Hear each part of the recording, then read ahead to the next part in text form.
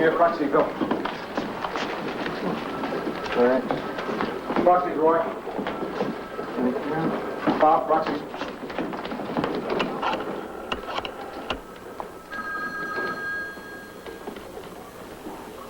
City desk, Grant. Lou, you have those proxies? Be right in, Charlie. This your first board meeting? What's your game plan? Impress them with your thrift? I want to tell them I spent every dime of last year's budget, and this year I'll need more. That's what Costello used to say. Who's Costello? I was the city editor about a year ago. Let's see, 4 men before you. He burst into tears at the board meeting.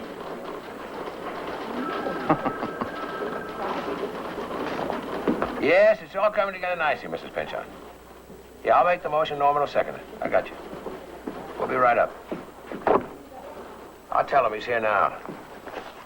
Tell me what? She'd rather you didn't cry. I don't intend to cry. Uh-huh. That's what Bannister said. Was he before or after Costello? I didn't know you knew Costello. Hey, by the way, did Mrs. Pinchon say anything to you about tonight? No. She will. I hope you didn't make any plans. Oh, just the usual. Preheat oven to 375, tear back foil, you know, one kick after another. Yeah, well, you'll have to do that tomorrow night. There's a big party tonight, the Publishers Association. Usually I escort Mrs. Pinchon, but I promised my wife I'd take her. Listen, why don't you take Mrs. Pinchon and I'll take your wife? Well, we don't go in for that sort of thing. Hey, listen, Lou, all you have to do is to bring her and take her home. She probably won't even talk to you. Sounds like a fun evening. Well, I think I have all the proxies here. Doesn't look like much. Well, the little bits and pieces from the staff come to 9%. You add that to the percentage Mrs. Pinchon controls, and it becomes the edge she needs in the usual boardroom fight. What fight? Well, basically, we have two sides, the good guys and the bad guys. On one side, Mrs. Pinchon and her faction, formidable. 51% of the voting stock is on this side. Heading the opposition, her nephews Colin and Freddie, the Tweedledum and Tweedledee of greed. If Mrs. Pinchon wins, you continue as city editor. If, however, the nephews have their way, you'll be managing either a string of taco stands or dry cleaning plants, whatever they decide to invest in when they sell the Trib. Mrs. Pinchon, gentlemen, this quarter, rather than present our annual editorial budget in the usual way, I've invited Lou Grant, our new city editor, to make some prefacing remarks. Lou? Thank you. As you know, the newsroom financial budget... Would you turn to page 4, please?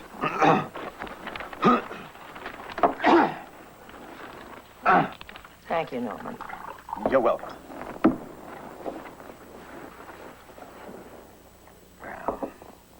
Is broken into 15 categories. Wire services, salaries, mileage, in-town expenses, travel. Speaking of travel, Mr. Grant, I'd like to ask a question about this disbursement. Which one? $5,285 for a trip to Jamaica? That also included 3 white suits. What? Well, the suits belong to the company. Is this that time you got hoaxed? Spent $5,000 and came up empty? We got a story. Not exactly the story we wanted. To me, this is just another example of why this newspaper is in such a poor performance posture. This marks the third consecutive quarter that we have not received a dividend on our shares. We have millions of dollars in assets that aren't throwing off any income. All we have to do is divert some of this money that's going to editorial. Now, there is a very attractive Mexican fast food franchise with a spectacular cash flow, and we have the opportunity to get inside on the ground floor and grab it. I will not have us known as the Los Angeles Tribune and Enchilada Company. May I say something? Maybe we were hoaxed, but speaking as the legal counsel for this newspaper, it's my feeling that maybe it wasn't such a bad... Norman, I think we have moved beyond that. We really should get back to the agenda. How long is this going to go on? You're sitting on a gold mine hatching nothing. When are we going to get some cash out of this paper? My devoted nephews.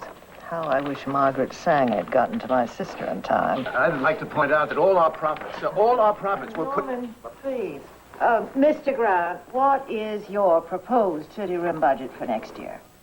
I need $246,000 more than last year. What? Are you serious? Motion to increase the city room budget by $246,000. Second. Those in favor? Aye. Those opposed? Nay. No. Proxies representing 51% of the stock voting in favor. Motion is carried. Mr. Hill. Aunt Margaret. Move to adjourn. Second. Well, no, just a minute, Aunt Margaret. Aunt Margaret, there's more to do. Those in favor? Aye. Opposed? Nay, nay. Motion is carried. Meeting is adjourned. Thank you, gentlemen. Mr. Grant.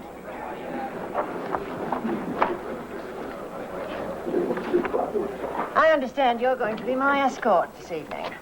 Oh, yeah. What time would you like I'll me to... pick you up at 7:30. Congratulations. Another stunning victory. Thank you, Colin. Petulance becomes you. Someday you're going to ring for your stooges on this board and no one will answer. It'll be the best thing that ever happened to you. Or to us. Hey, you think that's a nice way to talk to your aunt? Fred has a point. Why don't you take some of your money and go off and enjoy yourself? Swing a little. Go to Munich, pick up a Duke. Take him to Paris, Aunt Maggie?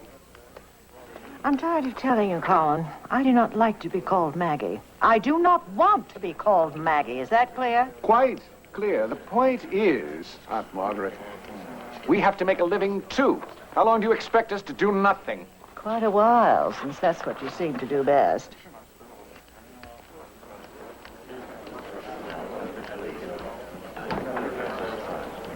Do I detect a couple of noses out of joint?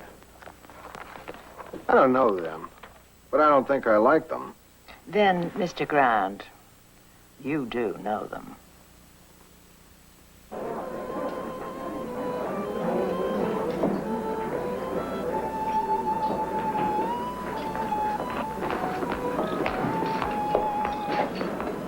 Oh, I don't think I dressed right. Well, since you look terrific. Oh, I assumed you knew that this was black tie. I didn't. But I am wearing one black sock. Where's your charming wife? She's in the ballroom having a hell of a time. Zubin Mehta asked her to dance. Well, then who's leading the band?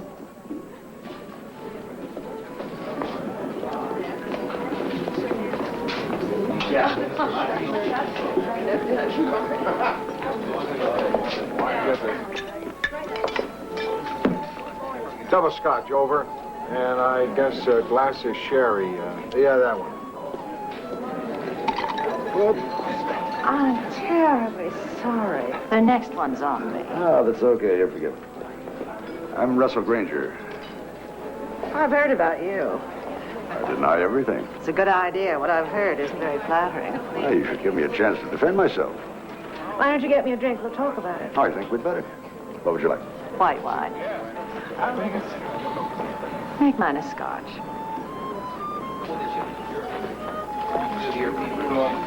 That scotch? Yeah. Thanks. Hey, buddy, that's mine. It's going for a good cause. Hey, listen. Oh, Have you met Russell Granger? This is Mr. Grant. Blue Grant. Mr. Grant brought me this evening.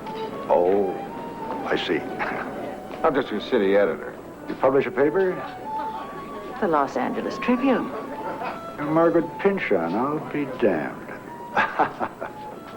I thought you wanted the scotch for yourself. And I know it was for her. Looks like you and I are the only ones who know how to dress for these things. Yeah, I guess the rest of these guys didn't get the word. It was brown tie. Come on, Maggie. We've got some things to talk about. She doesn't like to be called that. Well, whatever gave you that idea?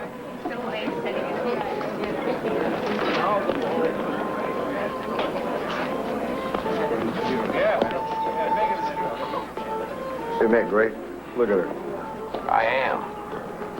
His name's Russell Granger. Nice guy. Nice guy. Russell Granger. He has swallowed up more newspapers, radio, and TV stations.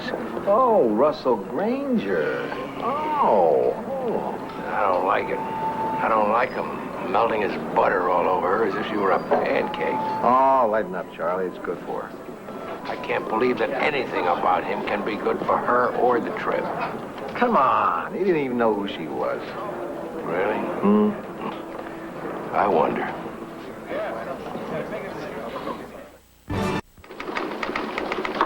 Excuse me, Joe.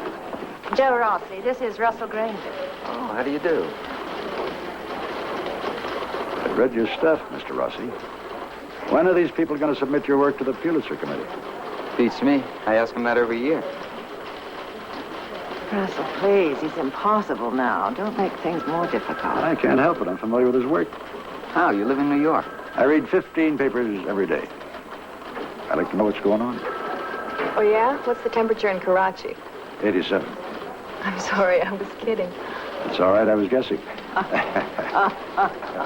This is Billy Newman, one of our general assignment reporters. How do you do? How do you do? Bet you've never heard of me. Let's see. You wrote the piece about the young American Nazi. I appreciate good writers. Who knows, someday I may have to hire one. They make a cute couple. How many times do you suppose I was said at Bluebeard's wedding? Art Donovan, assistant city editor. How you doing, Art? Russell Granger. Russell Granger. How much you pay for that jacket? Now come back, Charlie, when you can get your mind off them. No, stay. They're leaving. Financial, Wilson. Sure, Charlie, right away. Yeah, I'll tell Rossi. You're really in a sweat about them, aren't you? Just don't like him. And I trust him even less. You know something? It occurs to me that we haven't talked seriously in a long time. 4 days? Oh, that doesn't count. It was after the Oakland game. We were both snockered.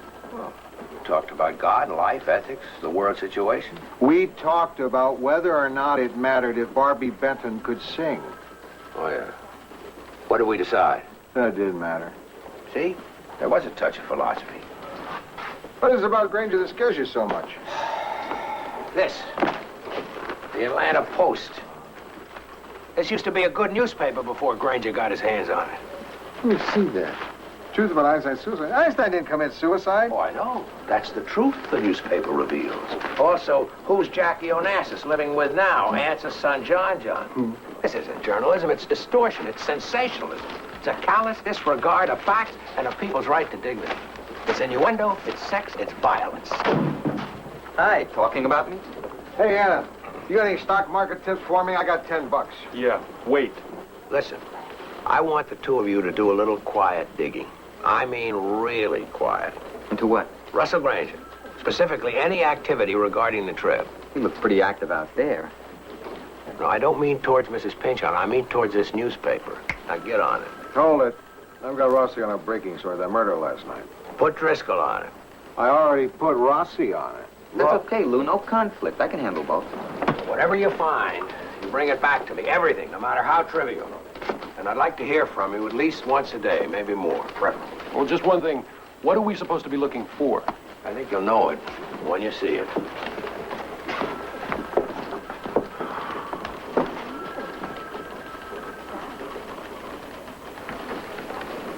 Okay, let's hear it. Charlie Hume, you're a paranoid jerk. Never a jerk, Charlie. What paranoid? I think it's great she's got a guy interested in her. And that she's interested in someone and something other than this paper. I do too. Don't misunderstand me. It's something all her friends have wanted for her. But I just want to make sure there are no buts.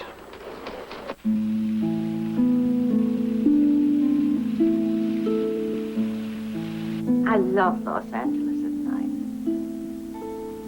Huge velvet carpet studded with diamonds.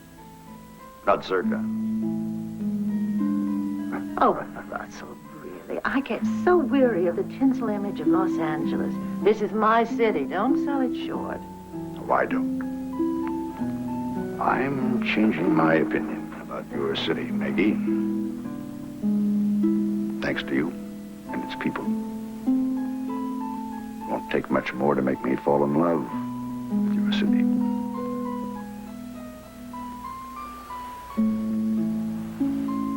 Russell? When I was just a girl, a very dear aunt of mine told me something I've always remembered. I had called on her unexpectedly one day and found she'd been crying. She was in her 50s. I expect maybe more. She wouldn't tell me what was wrong. Except to say, child, you never grow too old to be hurt. I have a reputation as a loner. There's a reason for that. Which I guess is my way of saying that men are afraid to be hurt, too. And now I'll drive you home. You were, I believe, about to pour me some more champagne. Would you hold Mrs. Pinchon's cause, please? What's the idea of telling her that? Sorry, but I have to talk to you about Russell Granger. Have you come to warn me about him, Mr. Hume? Gotten some information I think you ought to hear. Hold my calls. Miss Pinchon, you know that I'm a cautious man. I'm not the type to go off half-cocked. I was suspicious of the attention that he's been paying you. Mr. Hume, you flatter me. I'm sorry, this is so awkward. Look, I didn't mean to imply that... I know. Go on. No, I was suspicious, too, for a time. Information has reached me that just maybe his intentions... His intentions, Mr. Hume? Look, Mrs. Pinchon, there have been phone calls from his company's research section concerning the trip's financial health. Now, this has always been Granger's initial move in any takeover that he's done. I'm sorry, but the facts are irrefutable. Julie, I'll take any calls now. Mrs. Pinchon, The fact is, your information is correct. it is. Russell and I fell to talking about the trip. He wanted to warn me about any weak areas we might have, to prevent any possible takeover, so he's put his research people on it for me. Mm-hmm. I see.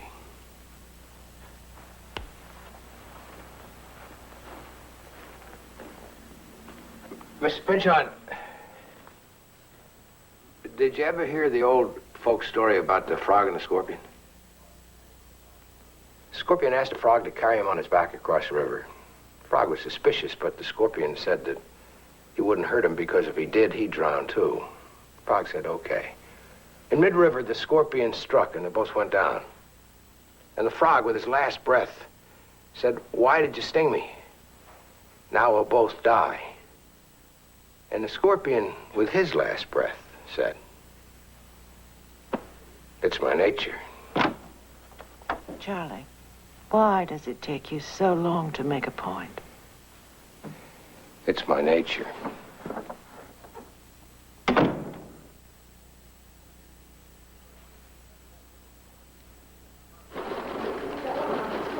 Charlie, Rossi just called in. He's been hanging around Granger's hotel, and he just saw Mrs. Pinchon's nephews go up in the elevator. You tell her. Gentlemen, thank you. Mr. Granger, I'm Colin. And Freddie. Well, what can I do for you? On the phone this morning, you were kind of vague. We wanted to talk to you face to face. Ah. You understand I wouldn't be seeing you except you're Maggie Pinchon's nephews. I don't have much patience with vagueness. We'll be brief and direct. Good. It's about your aunt and me, right? You want to know my intentions towards her. We're here on a business matter, Mr. Granger. Mr. Granger, we are prepared, under the right set of circumstances, to deliver into your hands 49% of the voting stock of the Los Angeles Tribune. You're members of the board. Mm-hmm. And you want me to come in and take over the newspaper your aunt publishes? You'd breathe life into that paper. Vitality. And if you decided you wanted to sell it, I mean, somewhere down the line, we'd get some meaningful return for our interest. Huh. What about your aunt? Well, it's not as if she wouldn't get anything if we eased her out. For your information, I care an awful lot for your aunt, and I hope she considers me a friend. To be brief and direct, you haul your Ivy League behinds out of here now before I throw you out on your buckles. Mr. Granger. Nice talking to you. Nice talking to you. Thank you for seeing us, Mr. Granger. I hope that you'll consider what we...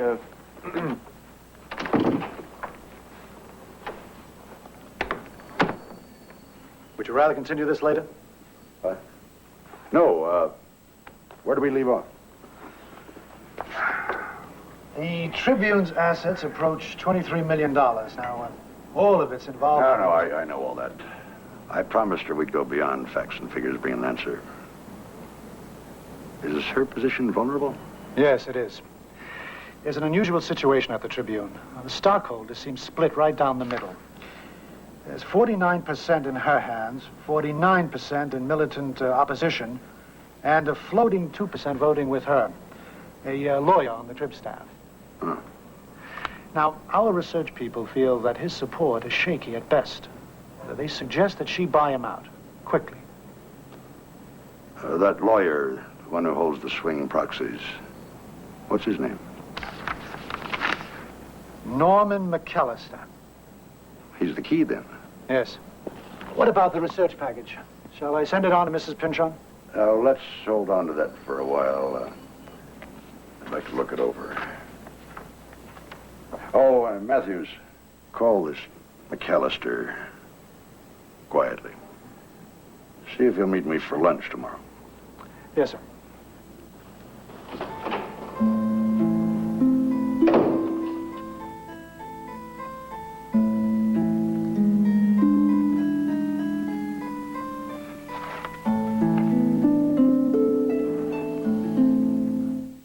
Lou Grant will continue in a moment here on A&E.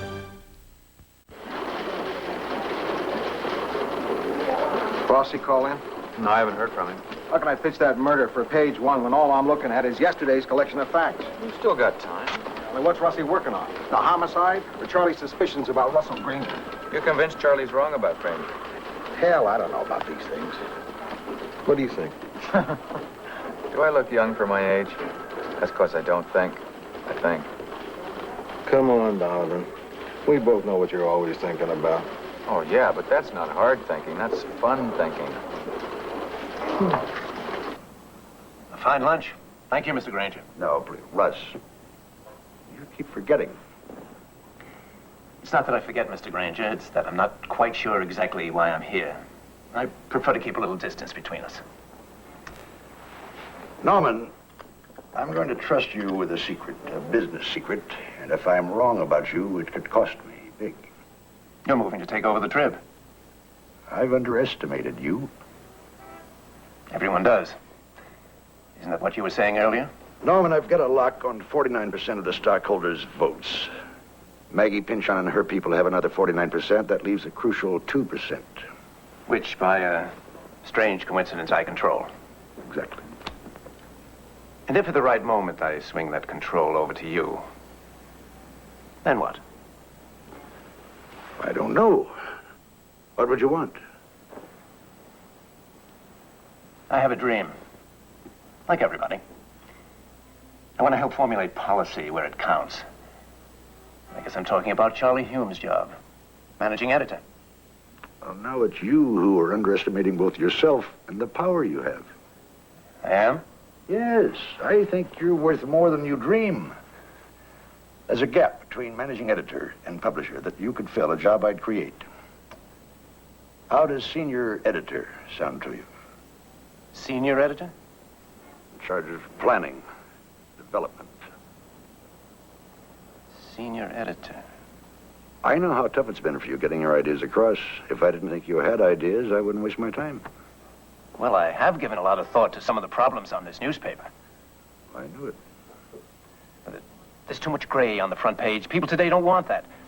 There's not enough art. The graphics are old-fashioned. I'd change them. That's what I'm talking about. That's the kind of thinking I'd need. What do you say?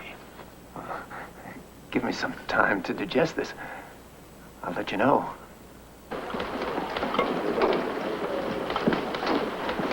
Granger's made his move. To what? Take us over? This is one time I didn't want to be right. I don't believe it. So help me, his team is in town. The same team that surfaced when he took over that paper in Houston and New York and Atlanta. They show up like buzzards, circling, checking out their dinner. I believe it. You want to believe it. Besides, what makes you think he has the votes?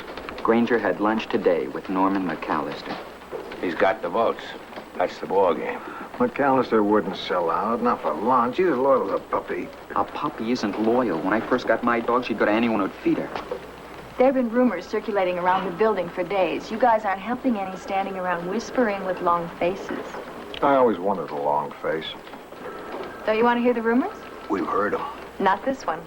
Russell Granger's about to take over the trip. Is that dumb or isn't it?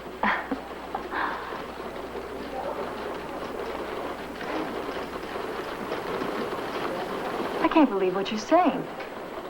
Are we gonna roll over for this guy? No. What are we? Are we sheep? He can buy and sell? No. We do not have to work for Russell Granger. I'm not gonna work for him. I'll stuff groceries in a bag before I work on the kind of newspaper this will become if Russell Granger owns it. That's right. Wait. Quiet down. Knock it off. Rossi's right. He's right. What am I saying? Okay, he's right. Russell Granger has cheapened every paper he's ever taken over. He's a perfect example of armpit journalism, and he ought to know. I agree. But there's no guarantee this takeover will ever happen here. Do we need a guarantee, Lou? Just the possibility is enough for us to act. Hey, listen, people. We have a paper to put out. Look at this, everybody. Do you want this to turn into this? Okay. Let's form a delegation and let the board know where we stand, how we feel. Let them know we're a family. What's a delegation gonna do? The problem remains the same. We've got no clout. No clout. No clout? Look at the talent in this room. We're more than a family. We're a talented family. They can't put the paper out without us. That's not clout. Votes are clout. How many people here have votes on the board? Sure.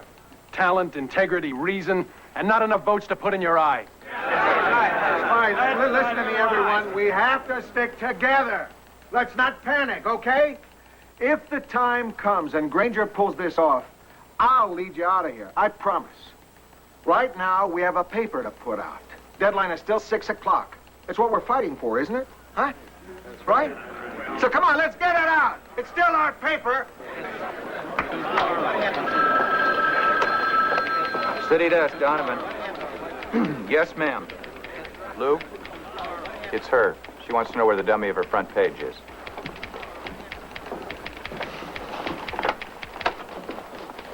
Mrs. Pinchon, Lou Grant. The fact is that we haven't finished the budget meeting yet. The fact is we haven't begun it either. Mr. Grant, what's going on down there? Doesn't she know? Didn't anyone tell her? Charlie. I'm not the one for that job, believe me. I tried once before. Mr. Grant, have you fainted? Oh, sorry. I just knocked over my coffee. Whew. Boy, is that a mess. Donovan, will you hand me that towel, please? Quickly. Use your tie. I'm sorry, Mrs. Pinchon. How about half an hour? I should have something in half an hour.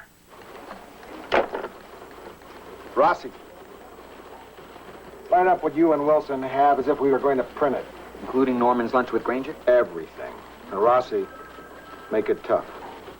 Lou Grant will continue in a moment here on A&E. When I bite into a York...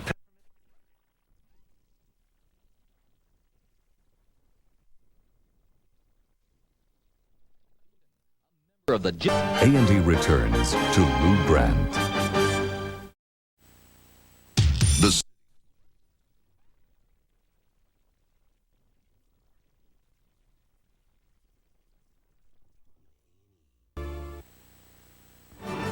A&E returns to Lou Grant.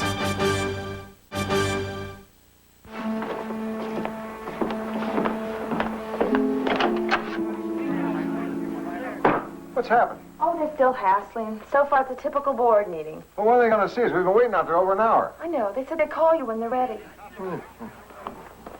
I can hear shouting. Now I think you're going to hear some screaming.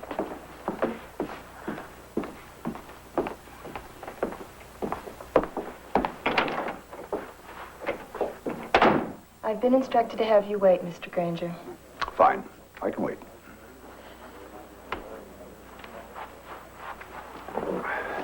Don't you realize what you're doing?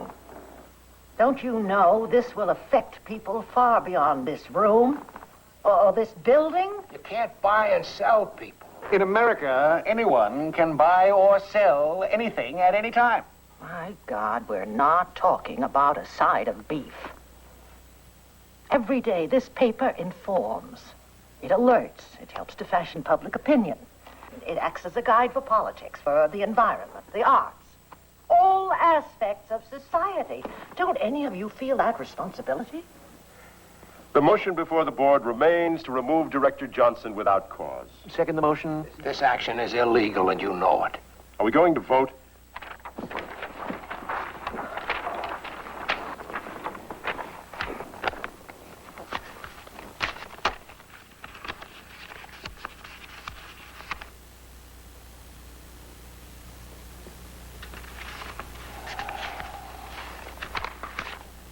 Vote is 51% in favor, 49% opposed. The motion is carried.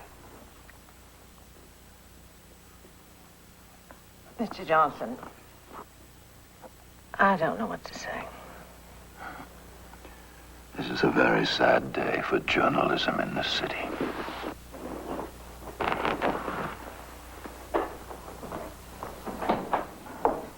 Norman, to say that I'm disappointed. I now move that Russell Granger be elected to the board. Second the motion. Call for the vote, Aunt Margaret, or do you relinquish the chair?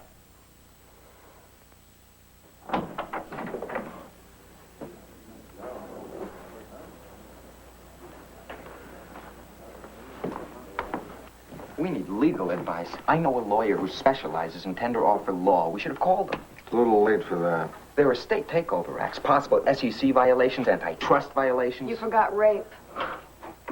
They'll see you now. Good luck.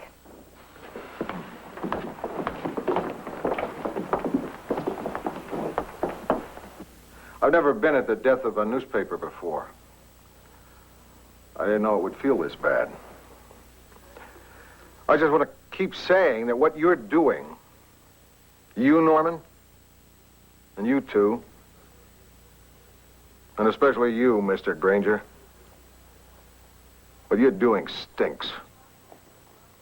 You're destroying something that money can't buy.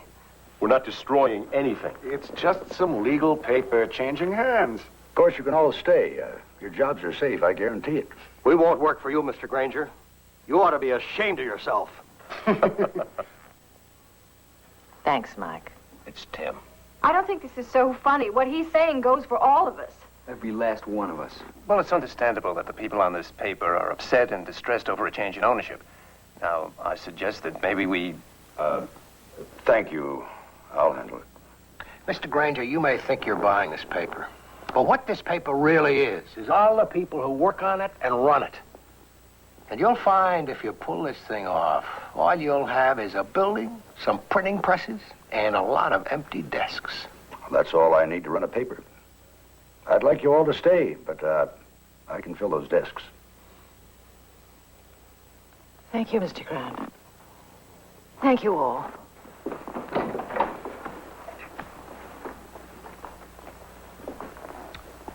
Well, we might as well get the vote over with. Is that the way it ends, Mr. Hume? I would think it deserves a better epitaph. I move that the Los Angeles Tribune Company accept the stock offer and merge with the corporation known as Granger Enterprises. Second. Will you please pass your ballots and proxies to Mr. Hume?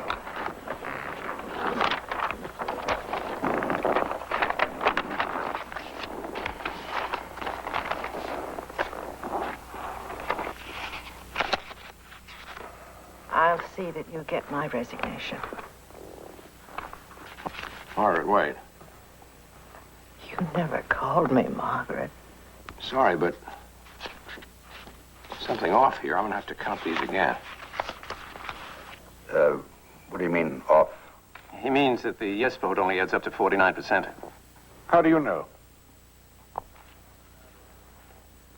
Because I voted against the merger. He voted with us 10 minutes ago. How did I know he was going to switch his vote?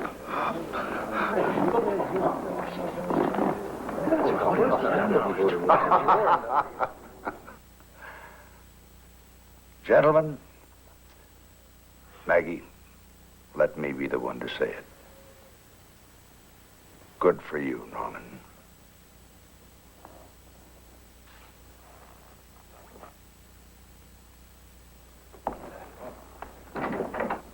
Well, it'll be a long time before that shark strikes again.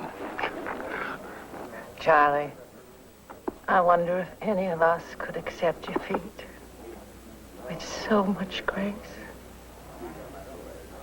For she's a jolly good fellow, for she's a jolly good fellow, for she's a jolly good fellow, which nobody can deny.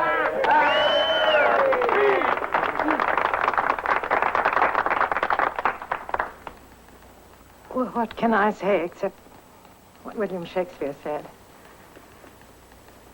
Friends, am I with you? And love you all.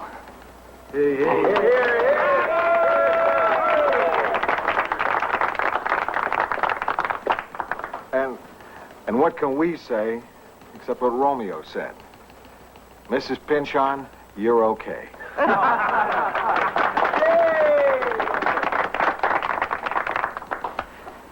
Thank you. Each and every.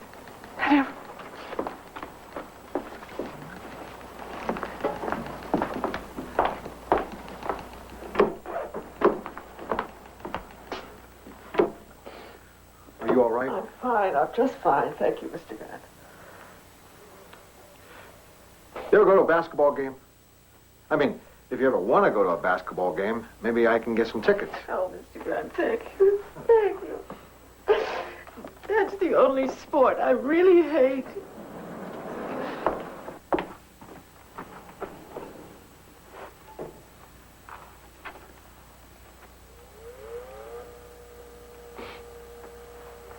Norman, there's no way I can possibly thank you. Well, yes, there is. I just left a memo on your desk concerning our editorial policy, if you would read it. Norman, what do you know about editorial policy?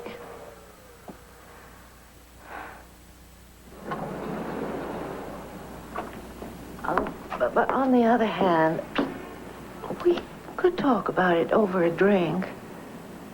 You do drink, don't you? Well, I wouldn't be much of a newspaper man if I didn't, would I? Come along, Norman.